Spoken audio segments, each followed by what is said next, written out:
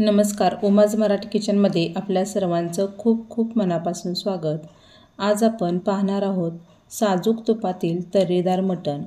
हा व्हिडिओ पाहताना नक्कीच तुमच्या तोंडाला पाणी सुटेल। इतकी जबरदस्त आणि टेस्टी रेसिपी बघता क्षणी करावीशी वाटणारी आहे।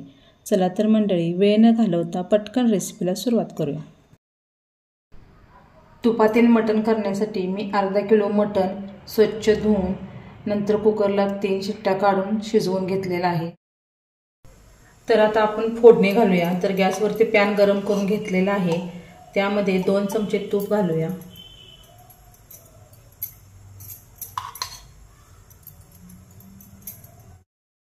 तूप गरम झालं की यामध्ये आपल्याला खडे मसाले घालायचे आहेत। तर खडे मसाल्यामध्ये 4 लवंगा, 2 हिरव्या वेलच्या, 4 मिरे, दालचिनीचे 2 तुकडे आणि 2 तमालपत्र। तर आता हे आपण या तुपामध्ये घालूया। ते एक वेळ हलवून घेऊया। मसाले छान तुपामध्ये परतले की यामध्ये आपल्याला बारीक चिरलेला कांदा घालायचा आहे आणि आपल्याला हा कांदा छान सोनेरी रंगावरती परतून घ्यायचा आहे। मी एक कांदा बारीक कट करून घेतलेला होता। कांदा छान भाजत आला की यामध्ये आपल्याला 1 चमचा आलं लसूण पेस्ट घालायची आहे आणि यामध्ये थोडंसं परतून घ्यायचं आहे। याचा कच्चापणा जाईपर्यंत आपल्याला एखाद्या मिनिटासाठी या कांद्यामध्ये परतून घ्यायचं आहे। आता यामध्ये आपल्याला 1 टोमॅटो मी कट करून घेतलेले आहे ते घालूया आणि हे टोमॅटो सुद्धा आपल्याला मऊ होईपर्यंत 2-3 मिनिटं मध्यम आचेवरती परतून घ्यायचं आहे। तर टोमॅटो सुद्धा मऊ झालेला आहे। तर आता यामध्ये आपण बारीक केलेलं खोबरं घालूया।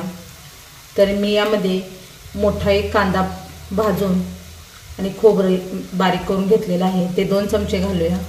तुम्हाला ग्रेव्ही कितपत हवी त्यानुसार यातील खोबऱ्याचे प्रमाण तुम्ही ठरवायचे आहे। तर आता हे यामध्ये मिक्स करूया। तर हे खोबरं यामध्ये व्यवस्थित असं भाजून घेऊया। तर कांदा, टोमॅटो आणि खोबऱ्याची पेस्ट छान यामध्ये भाजलेली आहे। तर आता यामध्ये आपण कोरडे मसाले घालूया।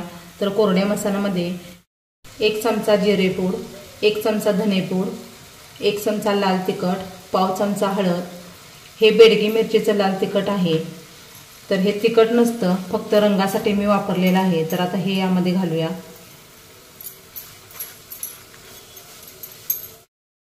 आणि 2 लहान चमचे कांदा लसूण चटणी।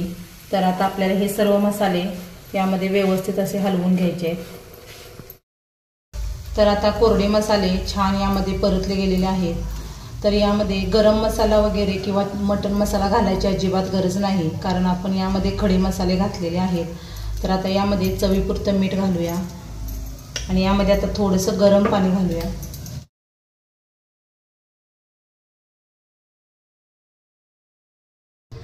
आता हे व्यवस्थित हलवून घेऊया आणि याच्यावरती झाकण ठेवून 2 मिनिटं हे मसाले छान असे शिजवून घेऊया।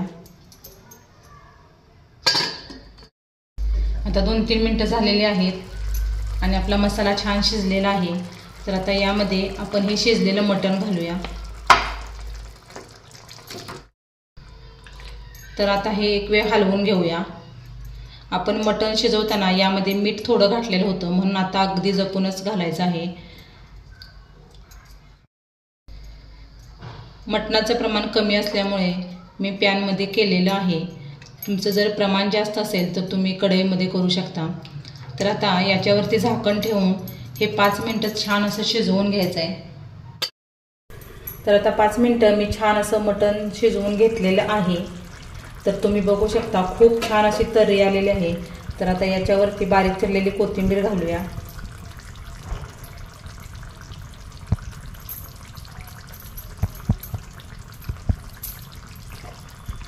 एक वेळ हलवून घेऊया।